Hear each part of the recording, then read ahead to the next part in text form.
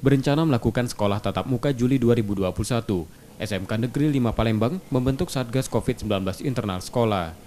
Satgas internal beranggota 15 guru dibantu 30 siswa dari Pramuka yang bertugas membantu penerapan prokes siswa dan guru selama pelaksanaan belajar tatap muka. Selain itu, sekolah sudah menyiapkan sarana dan prasarana terkait prokes di lingkungan sekolah. Kita sudah siap, kemudian rata-rata kita sudah divaksin, kemudian kita ada Satgas khusus COVID ini dari guru-guru dan siswa.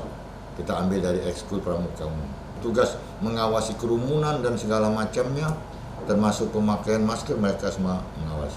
Dari guru ada 15-an, siswa kita ambil 30-an. Saat belajar tatap muka, siswa hanya mengikuti kegiatan belajar mengajar selama 2 hari dalam seminggu. Kemudian siswa melakukan belajar daring 4 hari berikutnya. Nur Muhammad, Kompas TV, Palembang, Sumatera Selatan.